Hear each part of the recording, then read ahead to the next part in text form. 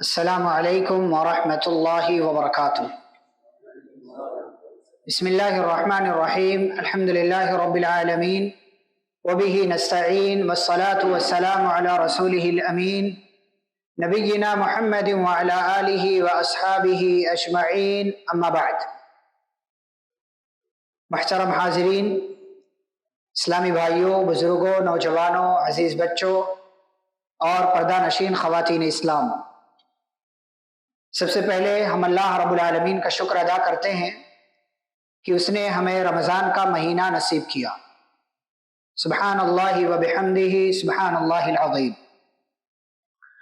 اللہ کے فضل سے رمضان کے مہینے کا آغاز ہوا اور آج ہم نے پہلی تراویح مکمل کی اور اس میں مکمل ایک پارہ آپ سب نے سماعت کیا۔ قرآن مجید یوں تو اتنی عظیم کتاب ہے کہ اس کی ایک ایک آیت کا معنی اور مفہوم بیان کرنے کے لیے گھنٹوں لگیں گے۔ اتنی عظیم کتاب ہے کہ اس کے لفظ لفظ میں سمندر ہے۔ اس کی ایک ایک آیت اپنے آپ میں کمال کی ہے، اور اسی لیے آپ دیکھیں قرآن جب نازل ہوا، اللہ رب العالمین نے ایک آیت کا بھی چیلنج پیش کیا مکہ والوں کو۔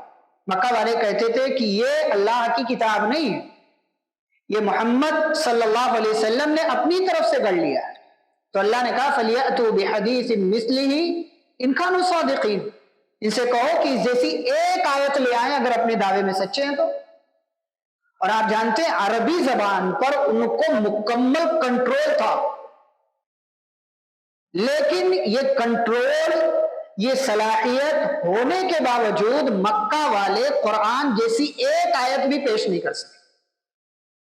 قرآن اتنی عظیم کتاب ہے، لیکن ہم کوشش کریں گے کہ قرآن کے حوالے سے مختصر وقت میں کچھ مفید باتیں آپ کے سامنے آ جائیں جو ہمارے اور آپ کی زندگی کے لیے روشنی بن سکے، نور بن سکے، اور تاکہ ہم اپنے آپ کو اس کی روشنی میں بہترین بنا سکیں۔ سب سے پہلے ہم قرآن مجید کا تعارف جانتے ہیں۔ قرآن کس کتاب کا نام ہے؟ آپ کو بھی بولنا پڑے گا تھوڑا تھوڑا۔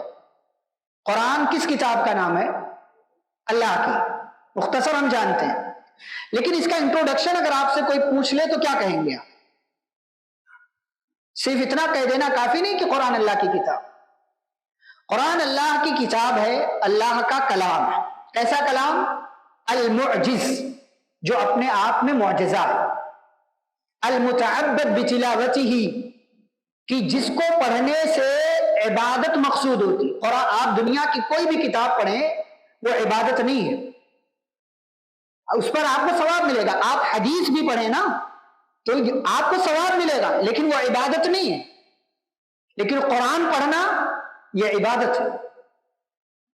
یہ فرق ہے بقیہ ساری کتابوں میں۔ المتعبد بتلاوتہ، اور آگے کیا کہا؟ المنقول الینا بالتواتر، یہ قرآن ہمیں کیسے ملا ہے؟ کسی نے لا کر کے دے دیا؟ نہیں، تواتر سے آیا ہوا ہے۔ یعنی ہمیشہ سے ایک ایسی جماعت رہی ہے کہ جس جماعت نے قرآن کو پڑھا ہے، سیکھا ہے، جانا ہے، حفظ کیا ہے اور بعد کے لوگوں تک پہنچایا ہے۔ کہاں سے کہاں تک ہے یہ کتاب؟ سورۃ الفاتحہ سے سورۃ الناس تک، سورۃ فاتحہ سے سورۃ الناس تک۔ اب اس کتاب کے اندر کچھ سورتیں مکی ہیں، کچھ سورتیں مدنی ہیں۔ کتنی مکی صورتیں ہیں جی؟ مکی صورتیں کتنی ہیں؟ 86، اور مدنی صورتیں باقی کتنا بچتا ہے؟ 28۔ باقی کتنا بچتا ہے؟ 28۔ یہ مکی اور مدنی صورتوں کا کیا مطلب ہے؟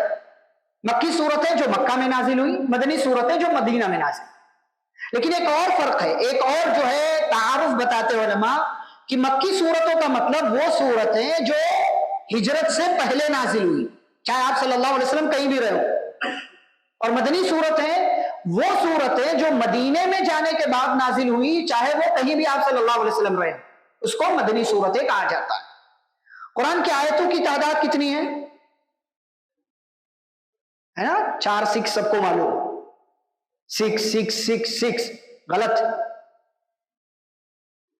معلوم ہے، 6666 نہیں، قرآن کے اندر اگر آپ خود گن لیں الگ الگ صورتوں کو سامنے رکھ کر کے 6214 یا 219 یا 225 یا 226، اس لیے کہ بعض آیتوں کے سلسلے میں علماء کے درمیان اختلاف ہے کہ اس میں 2 آیتیں ہیں یا ایک ہی آیت اس کو کاؤنٹ کیا گیا، لیکن 6666 آیتیں نہیں ہیں قرآن میں، یہ فکس ہے، لیکن ہم کو یہی بتایا گیا اور لوگ یہی بتاتے ہیں، جو آپ ویڈیوز میں دیکھ لیں لوگ یہی بتاتے ہیں، نہیں اتنی آیتیں نہیں ہیں قرآن میں۔ کلمات کتنے ہیں؟ 77,000 پلس کلمات، مطلب ایک جملہ، جیسے اللہ ایک کلمہ ایک لفظ ہے، تو ایسے اگر آپ الگ الگ قرآن کے الگ الگ لفظ کو کلمے کو رکھیں تو 77,000 پلس جو ہے اتنے کلمے ہیں۔ حروف کتنے ہیں؟ 3 لاکھ پلس، 3,40,740 حروف، الفابیٹ جس کو آپ بولتے ہیں، یہ قرآن کے اندر ہے۔ کتنے پارے ہیں؟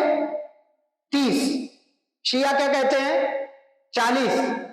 10 کون لے گیا؟ ابو بکر، عمر، عثمان رضی اللہ عنہ مجمعین۔ کیوں لے گئے؟ کیونکہ ان 10 پاروں میں علی رضی اللہ عنہ کی خلافت کا تذکرہ تھا، اہل بیت کی فضیلت کا تذکرہ تھا، اور علی رضی اللہ عنہ میرے بعد خلیفہ ہوں گے، نبی صلی اللہ علیہ وسلم کے تعلق سے پیشن گوئی کی گئی تھی، اللہ نے قرآن کے اندر بھی ذکر کیا تھا، لیکن ان سب نے چھپا لیا، جبکہ قرآن کے اندر 30 پارے ہیں۔ یہ صحابہ کا عقیدہ تھا، خود علی رضی اللہ تعالیٰ عنہ بھی یہی مانتے تھے۔ سورتیں کتنی ہیں؟ 114، سورۃ الفاتحہ، سورۃ الناس۔ سجدہ تلاوت کی تعداد کتنی ہے؟ سجدہ تلاوت، قرآن میں سجدات ہم کرتے ہیں، کتنے ہیں؟ 15۔ کتنے سجدے ہیں؟ 15، لوگ 14 بولتے ہیں، ایک کہتے ہیں وہ شافعی کے ہیں، امام شافعی کے ہیں، جبکہ آپ جو آیتیں ہیں سجدے والی اس میں آپ دیکھیں گے تو تذکرہ کیا ہے؟ اس میں اللہ یا تو یہ کہہ رہا ہے کہ آسمان و زمین کی تمام چیزیں سجدہ کرتی ہیں، یا تو اللہ حکم دے رہا ہوتا ہے کہ تم بھی سجدہ کرو اللہ کے لیے، جیسے فَاسْجُدُوا لِلَّهِ، اللہ کے لیے سجدہ کرو، كَلَّا لَا تُطِعْهُ وَاسْجُدْ وَاقْتَرِبْ، اللہ کے لیے سجدہ کرو، اس سے قریب ہو جاؤ۔ تو یہ جو سورۃ الحج کا دوسرا سجدہ جس کو کہتے ہیں کہ امام شافعی کے نزدیک ہے، وہاں بھی اللہ یہی کہہ رہا ہے، یا ایھا الذین آمنوا ارکعوا واسجدوا واعبدوا، اے ایمان والو رکوع کرو سجدہ کرو، اللہ کہہ رہا ہے، تو ایمان والوں کا کام کیا ہے؟ سجدہ کرنا، اس لیے یہ سجدہ بھی کاؤنٹ کیا جائے گا۔ قرآن کے اندر 15 سجدے ہیں۔ اب آئیے سورتوں کی طرف چلتے ہیں۔ قرآن مجید کی سب سے پہلی سورہ ہے سورۃ الفاتحہ۔ فاتحہ کا مطلب اوپنر، وہ چیز جس سے اسٹارٹ کیا جائے، جس سے آغاز کیا جائے، شروعات کیا جائے، اسی لیے ہمارے یہاں بھائیوں کے یہاں دیگیں چڑھتی ہیں تو فاتحہ ہوتا ہے، جہاں کرنا وہاں نہیں کرتے، جہاں نہیں کرنا وہاں کرتے ہیں۔ سورۃ الفاتحہ نماز میں پڑھنا نہیں پڑھیں گے، کھانے پہ نہیں پڑھنا، کھانے پہ پڑھیں گے، برکت آتی۔ بسم اللہ پڑھ لیے کافی ہے، بسم اللہ پڑھ لیے کافی ہے۔ تو سورۃ الفاتحہ یہ قرآن مجید کی پہلی سورہ، اس کے اندر اتفاق کے ساتھ 7 آیتیں ہیں، 7 آیتیں ہم جانتے ہیں۔ اس کے مختلف نام ہیں، کیا کیا نام ہے؟ اس کا ایک نام ہے الصلاۃ۔ سورۃ الفاتحہ کی اتنی اہمیت ہے کہ اس کا نام ہی صلاۃ رکھ دیا گیا۔ صلاۃ مطلب نماز، یا صلاۃ مطلب دعا۔ قرآن مجید کی ہر رکعت میں سورۃ الفاتحہ کا پڑھنا ضروری ہے، چاہے وہ امام ہو، مقتدی ہو، مغرب ہو، عشاء ہو، فجر ہو، ظہر ہو، عصر ہو، اکیلے ہو، جماعت کے ساتھ ہو، جیسے بھی پڑھ رہا ہو، جو بھی نماز ہو، آپ فرض پڑھ رہے ہیں، نفل پڑھ رہے ہیں، اور جو ہے صلاۃ جنازہ پڑھ رہے ہیں، صلاۃ الکسوف، خسوف، سورج گرہن، چاند گرہن، خوف کی نماز، کیا بھی نماز آپ پڑھ رہے ہیں، آپ کے لیے سورۃ الفاتحہ پڑھنا ضروری ہے۔ اس کا ایک نام ہے ام الکتاب، اس کا ایک نام ہے ام الکتاب، کتاب کی ماں۔ کتاب کی ماں کیوں کہا جاتا ہے اس کو؟ کیونکہ قرآن مجید کے اندر جتنے سبجیکٹس ہیں بنیادی طور سے، وہ سارے سبجیکٹ اللہ نے سورۃ الفاتحہ میں رکھ دیے، وہ سارے معانی، وہ سارے مفاہیم اللہ نے سورۃ الفاتحہ میں رکھ دیے۔ اس کا ایک نام ہے السبع المثانی، 7 ایسی آیتیں جن کو بار بار دہرایا جاتا ہے۔ اس کا ایک نام ہے الرقیہ، اس کا ایک نام ہے الشفا، 2 نام ہے اس کے۔ الرقیہ مطلب علاج، دم، شفا مطلب علاج۔ گویا کہ سورۃ الفاتحہ کیا ہے؟ ڈاکٹر ہے۔ کیا کرنا چاہیے؟ اپنا علاج کرنا چاہیے۔ ہم کس کو پکڑتے ہیں؟ کسی عالم کو. اچھی بات ہے، آپ دعا کروائیے، لیکن پہلے اپنا کیجیے. امام ابن قیم رحمہ اللہ کہتے ہیں میں خانہ کعبہ میں بہت دنوں تک رہا، سردی ہو گرمی ہو جو بھی موسم، وہیں رہتا تھا، وہیں پڑھنا لکھنا سونا جاگنا سارا کام وہیں ہوتا. کبھی بیمار ہوتا تھا تو سورۃ الفاتحہ پڑھ کر کے دم کر لیتا تھا، اللہ ٹھیک کر دیتا تھا. اور کئی لوگوں کو میں نے بتایا، سارے لوگوں نے عمل کیا اور سب کا معاملہ ٹھیک ہو گیا. صحابہ جا رہے تھے، ایک گاؤں میں پہنچے، گاؤں والوں سے کہا بھائی کھلا دو. ان لوگوں نے کہا نہیں ہم نہیں کھلائیں گے، اجنبی ہو کیسے ہم کھلا دیں. انکار کر دیا ان لوگوں نے. ان کے سردار کو کسی زہریلے جانور نے ڈس لیا، سب علاج کیا، سارا تگڑم لگا لیا، وہ سردار ٹھیک ہی نہیں ہوا. تو کسی نے کہا بھائی یہ لوگ آئے ہوئے ہیں، ان کو بلا لو، ہو سکتا ہے اس میں سے کوئی ڈاکٹر ہو. بلایا گیا، کہا چلو ہمارے سردار کو کسی زہریلے جانور نے ڈس لیا، چلو علاج کر دو. کہا جب تک اس علاج کا معاوضہ نہیں مقرر کرو گے نہیں جاؤں گا. کہا ٹھیک ہے چلو دیں گے. کتنی دیں گے؟ ایک ریوڑ بھر کے بکری، ایک پوری بکری. سردار بھائی سردار کی بات. تو کہا ٹھیک ہے، گئے سورۃ الفاتحہ پڑھا، دم کیا، ٹھیک ہو گیا. بھلا چنگا جو پچھلے کئی جو ہے وقتوں سے ٹھیک نہیں ہو رہا تھا، ان کے صرف سورۃ الفاتحہ پڑھ دینے کی وجہ سے ٹھیک ہو گیا. وہ صرف سورۃ الفاتحہ پڑھا ٹھیک ہو گیا وہ. اور باقاعدہ اس نے بکریاں دی، لے کر کے آئے اور سب لوگوں نے کہا آپس میں بانٹ لیتے ہیں. ابو سعید خدری رضی اللہ عنہ کہا نہیں، جب تک نبی سے فتویٰ نہیں پوچھ لیں گے نہیں بانٹیں. نبی صلی اللہ علیہ وسلم سے فتویٰ پوچھا، کہا تم لوگوں نے اچھا کیا، میرا بھی حصہ لگا لو. اور اس کے بعد آپ صلی اللہ علیہ وسلم ہنس پڑے. کیا پتا چلا؟ صرف سورۃ الفاتحہ پڑھ کر کے آپ دم کر دیں انشاءاللہ آپ کی بیماری ٹھیک ہو جائے گی. لیکن کب ٹھیک ہوگی؟ آپ ادھر موبائل بھی دیکھ رہے ہیں، ادھر سورۃ الفاتحہ بھی پڑھ رہے ہیں. یہ ہے ہی نہیں توجہ، آپ کا ذہن نہیں ہے. جب ذہن نہیں ہے تو اللہ غفلت میں پڑے ہوئے دل کی دعائیں قبول نہیں کرتا. آپ یہاں وہاں کا حساب کر رہے ہیں، اللہ سے دعا کر رہے ہیں. کتنے لوگ ایسے ہاتھ اٹھائے رہتے ہیں، کچھ پڑھتے رہتے ہیں اور یہاں وہاں ذہن بھٹک رہا، یہاں وہاں ذہن بھٹک رہا، یہاں وہاں بھی دیکھ رہے ہیں. ایسے لوگوں کی دعائیں اللہ رب العالمین قبول نہیں کرتا ہے. تو سورۃ الفاتحہ ڈاکٹر ہے، اس کے پاس بھی جایا کریں. دنیاوی طور سے علاج کرائیں، ڈاکٹر کے پاس جائیں، لیکن اس سورۃ الفاتحہ کے پاس بھی جایا کریں. یہ آپ کے لیے ڈاکٹر کا کام کرتا ہے. اس کا نام ہی الرقیہ، اس کا نام ہی الشفاء ہے. یہ قرآن مجید کی سب سے عظیم سورہ ہے. سب سے عظیم سورہ ہونے کے پیچھے وجہ کیا ہے؟ اس لیے کہ باقی قرآن کے اندر بنیادی طور سے تین باتیں. نمبر 1 توحید، نمبر 2 رسالت، اور نمبر 3 یوم آخرت، یعنی موت کے بعد کی زندگی. یہ بنیادی طور سے تین باتیں، اور یہ تینوں ہی باتیں سورۃ الفاتحہ کے اندر موجود ہیں. اسی لیے قرآن مجید کی سب سے عظیم سورہ سورۃ الفاتحہ ہے. پیارے رسول صلی اللہ علیہ وسلم نے باقاعدہ صحابی کو بتایا کہ یہ سب سے عظیم سورہ ہے. کیوں؟ اس لیے کہ پورے قرآن کا خلاصہ اور نچوڑ اللہ رب العالمین نے سورۃ الفاتحہ کے اندر رکھ دیا ہے. سورۃ الفاتحہ پڑھنے سے پہلے ہم کیا پڑھتے ہیں؟ اعوذ باللہ اور بسم اللہ. کیوں پڑھتے ہیں؟ یہ آداب میں سے. اللہ نے کہا فَإِذَا قَرَأْتَ الْقُرْآنَ فَاسْتَعِذْ بِاللَّهِ مِنَ الشَّيْطَانِ الرَّجِيمِ. جب قرآن پڑھو تو کیا کرو؟ مردود شیطان سے اللہ کی پناہ مانگ لو. ہم پناہ مانگتے ہیں، اعوذ باللہ من الشیطان الرجیم پڑھتے ہیں، اور پھر اس کے بعد بسم اللہ الرحمن الرحیم پڑھتے ہیں. بسم اللہ کی فضیلت آپ جانتے ہیں. اللہ کے نام سے شروع کیا گیا کوئی بھی کام جو ہے آپ کے لیے ایسا نہیں ہے کہ وہ ناکام ہو جائے، ایسا نہیں ہے کہ اس میں آپ کا خسارہ اور گھاٹا ہو جائے. یہاں تک کہ آپ اپنے گھر میں بھی داخل ہوتے ہیں، بسم اللہ کہتے ہیں تو پیارے نبی صلی اللہ علیہ وسلم فرماتے شیطان کہتا بھائی چلو لا مبیت لکم، آج تمہیں یہاں ٹھہرنے کی جگہ نہیں ملے. ہم بسم اللہ کو بعض دفعہ بہت معمولی سمجھتے ہیں، صرف بسم اللہ. اچھا بعض دفعہ ہمارے یہاں کیا ہے، جہاں صرف بسم اللہ بولنا وہاں پورا بسم اللہ الرحمن الرحیم بولتے ہیں. بہت سے لوگ آتے وضو کرنے بسم اللہ الرحمن الرحیم، غلط بات. پورا بسم اللہ نہیں بولنا، آپ صرف بسم اللہ. جہاں جتنا کہا گیا وہاں اتنا کیجئے، کیونکہ پیارے نبی صلی اللہ علیہ وسلم کے طریقے پر عمل کرنے میں ہی نجات ہے. سورۃ الفاتحہ کا ترجمہ آپ جانتے ہیں، اس کے پیچھے ہم نہیں جائیں گے، آگے بڑھتے ہیں. سورۃ البقرہ قرآن مجید کی دوسری سورہ، سب سے بڑی سورہ. کتنی آیتیں ہیں؟ 286 آیتیں. سب سے لمبی سورہ، اور یہ سورہ مدنی سورہ ہے. یہ سورہ مدنی سورہ ہے. مکی اور مدنی صورتوں میں فرق کیسے آپ کریں گے؟ کیسے فرق کریں گے آپ؟ مکی صورتوں میں عام طور سے اللہ نے توحید کا اور شرک کا تذکرہ کیا، اور مدنی صورتوں میں احکام، مسائل، فتویٰ، سوال کا جواب اللہ رب العالمین نے۔ کیوں ایسا؟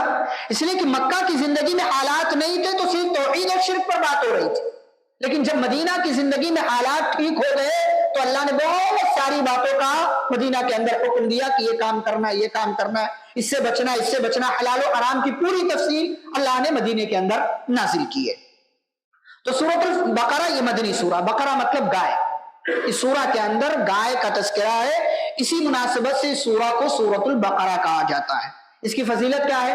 پیارے رسول صلی اللہ علیہ وسلم فرماتے ہیں لا تجعلوا بیوتکم مقابر، اپنے گھروں کو قبرستان نہ بناؤ، ان الشیطان یفر من البیت الذی تقرأ فیہ سورۃ البقرہ، شیطان اس گھر سے بھاگ جاتا ہے جس گھر میں سورۃ البقرہ پڑھا جاتا ہے۔ ہمارے گھر میں تو قرآن ہی نہیں پڑھا جاتا، کچھ لوگوں کے یہاں پڑھا جاتا ہے تو وہ 40 دن کی لمٹ لگا رکھی انہوں نے کہ 40 دن تک پڑھیں گے، نیا گھر، پرانا گھر، اور جو ہے آسے، بھوت پریت، ان سب کے مسائل 40 دن تک پڑھیں گے، نہیں، سورۃ البقرہ کنٹینیو۔ ویسے تو مکمل قرآن شفا ہے آپ کے لیے، مکمل قرآن علاج ہے آپ کے لیے، لیکن سورۃ البقرہ کی خصوصی فضیلت پیارے رسول صلی اللہ علیہ وسلم نے بیان کی ہے، لہذا شیطان سے بچنا ہے، اپنے گھروں کو آسیب سے بچانا ہے، اپنے گھروں کو پاکھنڈیوں سے، باباؤں سے بچانا ہے، تو سورۃ البقرہ کی اپنے گھروں میں خصوصی طور سے پڑھا کریں، اس کی تلاوت کیا کریں۔ اس سورہ کا آغاز ہوتا ہے الف لام میم سے، یہ اور اس جیسے حروف قرآن میں جہاں کہیں بھی آئے ہیں ان کا معنی اللہ کے سوا کوئی نہیں جانتا، اللہ اعلم بمرادی۔ بہت سے لوگوں نے کیا کر دیا، یاسین پیارے نبی صلی اللہ علیہ وسلم کا نام، طٰہٰ نبی صلی اللہ علیہ وسلم کا نام، یہ فلاں جو ہے اس کا لفظ یہ معنی، اس کا یہ معنی نہیں۔ سلف کا کیا عقیدہ ہے کہ ان جیسے الفاظ کی میننگ اللہ کے سوا کسی کو نہیں معلوم ہے۔ اب جب سورۃ البقرہ اللہ نے شروع کیا تو آپ قرآن میں آگے بڑھے اس سے پہلے یہ جان لیں، اللہ آپ کو بتا رہا ہے کہ 3 ٹائپ کے دنیا میں لوگ ہوتے ہیں، ایک مومن، ایک کافر، بیچ میں منافق، جو تھوڑا ادھر رہتا ہے تھوڑا ادھر رہتا ہے، لا الہ الا ولا الہ الا، نہ مکمل ادھر کا ہے نہ مکمل ادھر کا ہے۔ یہ 3 ٹائپ کے لوگ، تینوں کا بدلہ اور انجام بھی اللہ نے ذکر کیا۔ اللہ نے کہا وَأُولَئِكَ هُمُ الْمُفْلِحُونَ، ایمان والوں کا تذکرہ کیا تو کہا یہ لوگ کون ہیں؟ کامیاب ہونے والے۔ کیا پتا چلا؟ کامیابی چاہیے تو کیا ہونا چاہیے آپ کے پاس؟ ایمان۔ اللہ نے کافروں کا تذکرہ کیا تو کہا وَلَهُمْ عَذَابٌ عَظِيمٌ، کفر اگر آپ کی زندگی میں ہے تو آپ کے لیے بہت بڑا عذاب ہے، آپ کے لیے بہت بڑا عذاب ہے اللہ نے تیار کر رکھا ہے۔ اور اگر آپ منافق ہیں، ظاہراً یہ سمجھ رہے ہیں کہ میں بہت اچھا کر رہا ہوں، نہ ادھر کے لوگوں کو معلوم پڑ رہا ہے نہ ادھر کے لوگوں کو، ایسا پانی پیتا ہوں کہ خدا بھی نہیں جانتا ہے، تو اللہ کو سب پتا ہے، اللہ رب العالمین کو سب پتا ہے۔ اللہ نے ایسے لوگوں کا بھی انجام ذکر کیا، ان اللہ علی کل شیء قدیر، اللہ ہر چیز پر قادر ہے۔ جو یہ سمجھتے ہیں کہ اللہ ہمیں نہیں پکڑ پائے گا، اللہ رب العالمین سب کو پکڑے گا اور سب سے حساب لے گا۔ قرآن مجید کا سب سے پہلا حکم کیا ہے؟ کیا ہے سب سے پہلا حکم؟ آرڈر، یا ایھا الناس اعبدوا، اے لوگو عبادت کرو، کس کی؟ ربکم، اپنے رب کی۔ 2 باتیں یہاں، پہلی بات اللہ نے تمام لوگوں کو مخاطب کیا، دوسری بات عبادت کا حکم دیا، اور عبادت کے لیے اللہ نے ہم سب کو پیدا کیا، ہم سب کو اللہ نے اپنی عبادت کے لیے پیدا کیا۔ تو کیا پتا چلا اللہ کی عبادت صرف مسلمان کریں گے؟ نہیں، اللہ نے دنیا کے تمام لوگوں کو حکم دیا ہے کہ اے لوگوں عبادت کرو، کس کی؟ ربکم، اپنے رب کی۔ کیا پتا چلا دنیا کے اندر جتنی بھی چیزوں کی عبادت کی جاتی ہے یہ عبادت کیا ہے؟ غلط ہے، یہ عبادت غلط ہے۔ عبادت کس کی ہوگی؟ اس اللہ کی، الذی خلقکم، جس نے تمہیں پیدا کیا، والذین من قبلکم، اور جس نے تم سے پہلے کے لوگوں کو بھی پیدا کیا ہے۔ تو عبادت ہماری زندگی کا مقصد ہے، اس عبادت کو ہمیں اپنی زندگی کے اندر اختیار کرنا چاہیے، عبادتوں کے تمام کام صرف اللہ کے لیے کرنا چاہیے۔ آگے اللہ رب العالمین نے حضرت آدم علیہ السلام کا تذکرہ کیا۔ حضرت آدم علیہ السلام کو اللہ نے پیدا کیا تو فرشتوں کے سامنے ایک بات رکھی۔ کیا بات رکھی؟ کہ میں زمین کے اندر خلیفہ بنانے والا ہوں. تو فرشتوں نے کیا کہا؟ اللہ تعالیٰ مشورہ لے رہا تھا فرشتوں سے؟ اللہ فرشتوں سے مشورہ لے رہا تھا؟ نہیں، ان کے سامنے ایک بات رکھ رہا تھا. اللہ کو کسی کے مشورے کی ضرورت نہیں، یہ پہلی بات.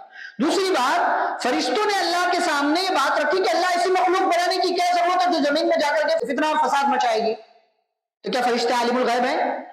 ان کو کیسے پتا؟ ابھی انسان تو دنیا میں گیا ہی نہیں، تو کیسے پتا کہ فتنہ فساد مچائے گی؟ اللہ نے بتایا تھا. فرشتے عالم الغیب نہیں. اس میں ایک اور بات، کیا فرشتوں نے اللہ کے فیصلے پر اعتراض کیا کہ اللہ ایسی مخلوق بنانے کی کیا ضرورت ہے؟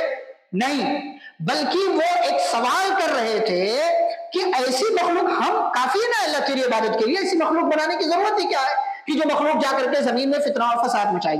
فرشتوں کو اعتراض نہیں تھا. آگے اللہ نے ذکر کیا ہے کہ اللہ نے فرشتوں کو حکم دیا کہ آدم کا سجدہ کرو. سب نے سجدہ کیا سوائے ابلیس کے. اس نے انکار کر دیا. کیوں؟ اس نے تکبر کیا. یہاں ایک بات، آپ کو اپنی عبادتوں پہ غرور نہیں ہونا چاہیے. آپ کب عرش سے فرش پر پہنچ جائیں آپ کو نہیں پتا. ابلیس اتنا نیک تھا کہ اس کی نیکی کی وجہ سے جن ہونے کے باوجود اللہ نے اسے فرشتوں کے ساتھ رکھ دیا.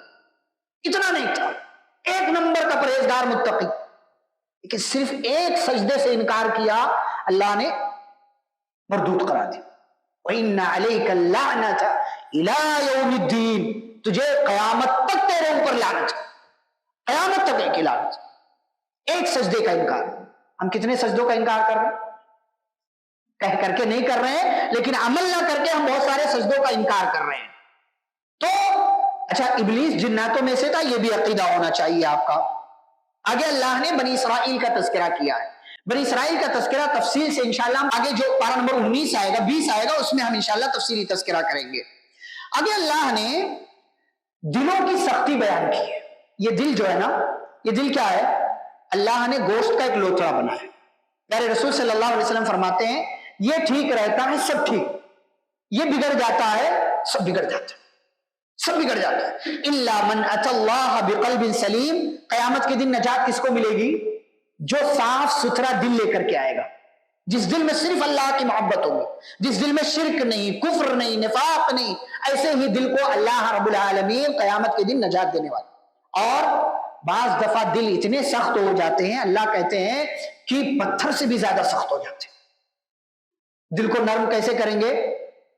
یتیموں کے سر پر ہاتھ پھیریے، یتیموں کی مدد کیجیے، قرآن کی تلاوت کیجیے، اذکار میں رہیے، پیارے رسول صلی اللہ علیہ وسلم کے طریقے کو اختیار کرتے ہوئے نمازوں کا اہتمام کیجیے. ایسے دلوں کو نرم کیا جاتا ہے. دلوں کی سختی بہت بری چیز ہے.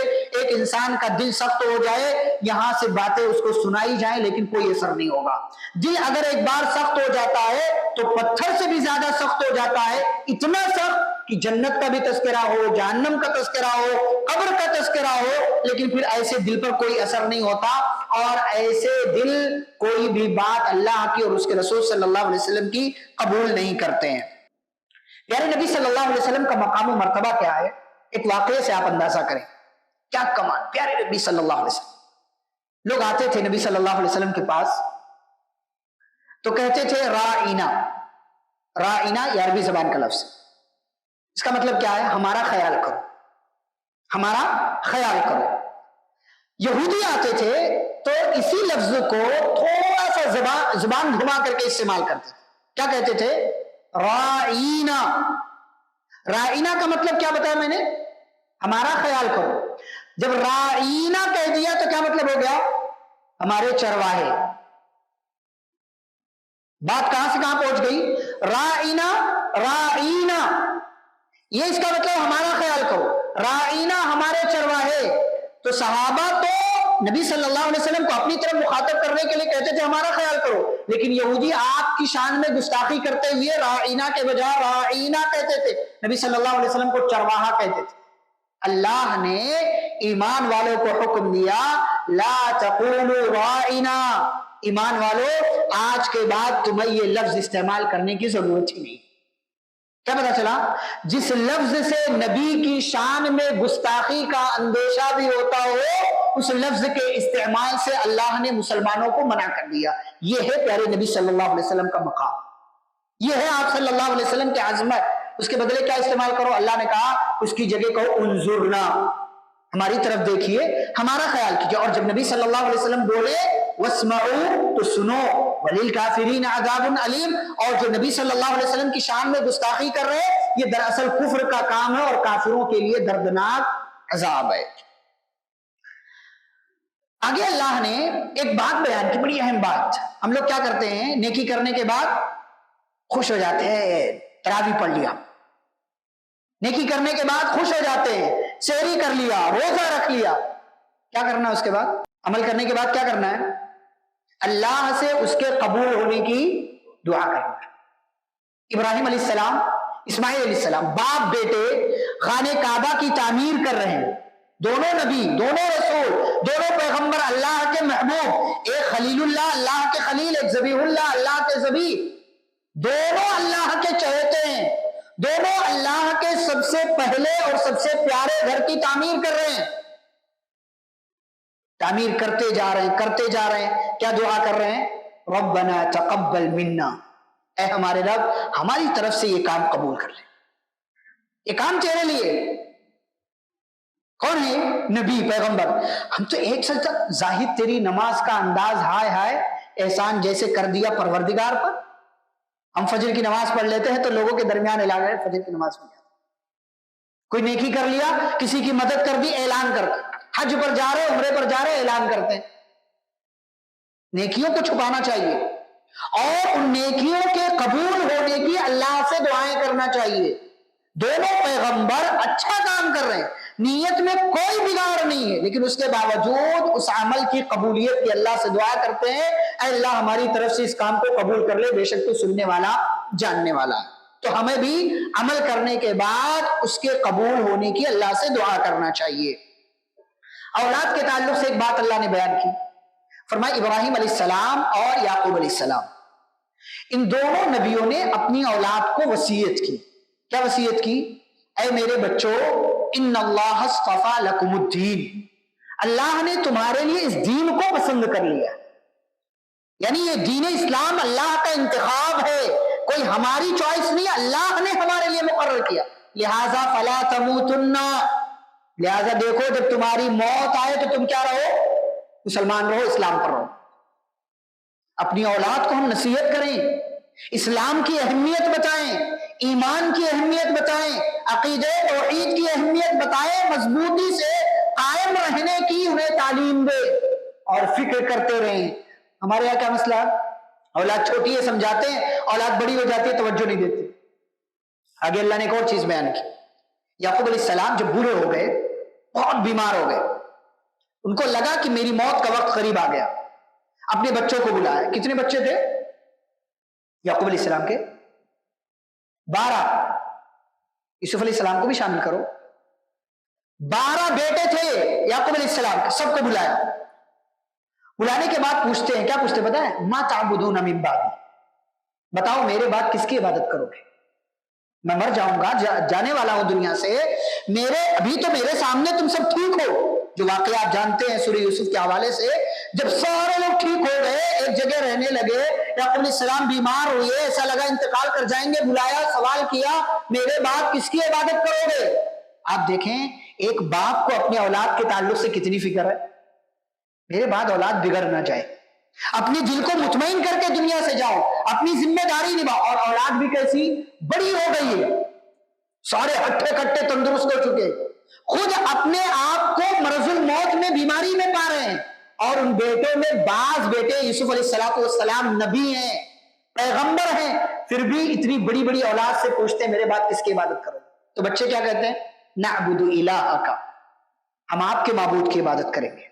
وہ الہ آبائک, اور آپ کے باپ دادا اسماعیل, اسحاق, یعقوب کے جو معبود ہیں ہم ان کی عبادت کریں گے. ابراہیم علیہ السلام کے معبود کی عبادت کریں گے. کون سے معبود کی؟ الہ واحدہ, جو اکیلا ہے. وَنَحْنُ لَهُ مُسْلِمُونَ, اور ہم اس کے سامنے سرنڈر ہو کر کے رہیں گے, یعنی ہم اللہ کے دین پر باقی رہیں گے. اے ابا ہم آپ سے وعدہ کرتے ہیں, آپ کو اطمینان دلاتے. آپ تصور کریں ایک باپ کو کتنا اطمینان, کتنا سکون ملا ہوگا کہ اولاد کہہ رہے ابو جان فکر نہ کیجئے، ہم آپ کے بعد اسی دین پر باقی رہیں گے جس دین پر آپ ہمیں چھوڑ کر کے جا رہے ہیں۔ اپنی اولاد کو اپنی زندگی کی آخری سانس تک اسی دین پر باقی رکھنے کی کوشش کیجئے، کیونکہ اسی دین پر چلنے میں نجات ہے، اس کے علاوہ سارے ادیان باطل ہیں۔ ایک آخری بات بتا کر کے آج کی گفتگو ختم کریں۔ بات کیا ہے؟ بہت سے لوگ سمجھتے ہیں کہ ہم فلاں خاندان سے، ہمارے خاندان میں فلاں بزرگ گزرے ہیں، ایسا ہے ویسا ہے۔ اللہ نے ان نبیوں کا تذکرہ کیا ہے، پتہ ہے؟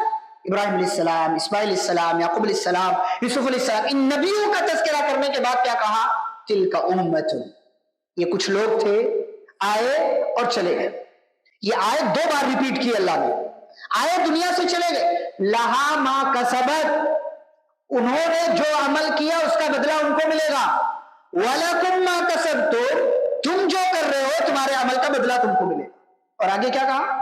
وَلَا تُسْأَلُونَ عَمَّا كَانُوا يَعْمَلُونَ، کون کیا کر رہا تھا تم سے اس بارے میں سوال نہیں ہوگا۔ ہمارے یہاں بہت دفعہ کہتے ہیں تمہارے ابا نے کیا کیا۔ بعض دفعہ لوگ اپنے باپ دادا کے کاموں پر فخر کرتے ہیں کہ ہمارے ابا نے یہ کیا، ہمارے فلاں نے یہ کیا، آپ نے کیا کیا؟ آپ کیا کر رہے ہیں؟ آپ کچھ لوگ اپنے آپ کو سید سے جوڑ لیتے، نبی کے خاندان ہونے سے، ہم نبی کے خاندان ہونے سے آپ کو نجات مل جائے گی۔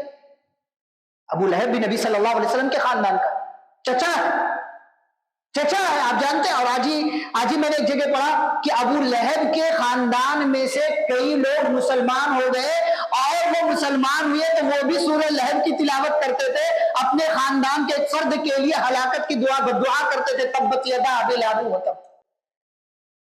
اپنے آپ کو آپ سید لکھ لیں، خاندان چینج کر لیں، لوگوں کی نظروں میں اپنا اسٹیٹس اونچا کرنے کے لیے، تو نبی کا خاندان، نبی کے خاندان کا ہونے سے آپ کو نجات نہیں ملے گی۔ بہت سے لوگ سمجھتے ہیں مکہ مدینہ چلے جاؤ بیڑا پار ہو جائے گا۔ بیڑا پار ہو جائے گا وہاں جانے سے؟ ابو جہل وہیں رہتا تھا، ایک سے ایک بدماش جنہوں نے نبی صلی اللہ علیہ وسلم کو ستایا، مارا، پریشان کیا، اسی حال میں مر بھی گئے، سب مکہ میں رہتے تھے۔ دنیا کا سب سے پیارا مقدس گھر وہی ہے۔ ایک صحابی نے نصیحت کی ایک صحابی کو، ان الارض المقدسۃ لا تقدس احدا انما يقدسه عمله، کہ کوئی مقدس سرزمین کسی کو مقدس نہیں بناتی۔ آپ کسی اچھے خاندان سے ہیں، اچھے خاندان سے ہونے کا مطلب یہ نہیں کہ آپ بھی اچھے ہیں۔ آپ کسی اچھے باپ کے بیٹے ہیں، اچھے باپ کے بیٹا ہونے کا مطلب یہ نہیں کہ آپ بھی اچھے ہیں۔ ہاں ہم اچھا گمان رکھیں گے، لیکن آپ فخر کرنے لگ جائیں ہمارے ابا یہ، ٹھیک ہے آپ کے ابا یہ، تو آپ کون؟ آپ کے خاندان میں بزرگ گزرے ہیں، ولی اللہ گزرے ہیں، نبی گزرے ہیں۔ نوح علیہ السلام کی بیوی جہنم میں، لوط علیہ السلام کی بیوی جہنم میں، نوح علیہ السلام کا بیٹا جہنم میں۔ پیارے نبی صلی اللہ علیہ وسلم کے چچا نے آپ کی مدد کی، اس کے باوجود وہ ایمان نہیں لائے، تو اللہ نے کہا کہ وہ جہنم میں، اور سب سے ہلکا عذاب ان کو دیا جائے گا۔ نبی صلی اللہ علیہ وسلم کا چچا جہنم میں۔ تو یہ کہنا ہمارے ابا یہ تھے، ہمارے دادا یہ تھے، ہمارے فلاں یہ تھے، ہمارے خاندان میں ایسے اور ایسے لوگ گزرے، اللہ نے کہا وہ آئے گزر گئے، ان کا عمل ان کے ساتھ، تمہارا عمل تمہارے ساتھ، تم کیا کر رہے ہو یہ دیکھو۔ اور اللہ نے اسی ضمن میں کہا تمہارا ایمان ایسا ہونا چاہیے جیسے پیارے نبی صلی اللہ علیہ وسلم کے صحابہ کا ایمان تھا۔ ایمان ویسا ہو گیا تو ایسی صورت میں تمہیں ہدایت مل جائے گی، اور جس کو ہدایت مل جائے گی، اللہ نے شروع پارے میں کہا ہدی للمتقین، ایسے بندے کو اللہ نے متقی کہا ہے جس کو اللہ کی جانب سے ہدایت مل جائے۔ تو یہ چند باتیں تھی جو پارہ نمبر 1 کے حوالے سے میں نے آپ کے سامنے رکھنے کی کوشش کی ہے۔ انشاءاللہ آگے کی ملاقاتوں میں مزید پاروں کا تذکرہ ہوگا۔ اللہ رب العالمین ہم سبھی کو سنی گئی باتوں پر عمل کرنے کی توفیق عطا فرمائے، عبادتوں کے کام زیادہ سے زیادہ انجام دینے کی توفیق عطا فرمائے، پیارے رسول صلی اللہ علیہ وسلم کا طریقہ اختیار کرنے کی توفیق عطا فرمائے، اور رمضان کی مبارک ساعتوں، دنوں اور راتوں سے بھرپور فائدہ اٹھانے کی توفیق دے۔ آمین وصلی اللہ علی النبی الکریم۔ ربنا تقبل منا انک انت السمیع العلیم، والسلام علیکم ورحمۃ اللہ وبرکاتہ۔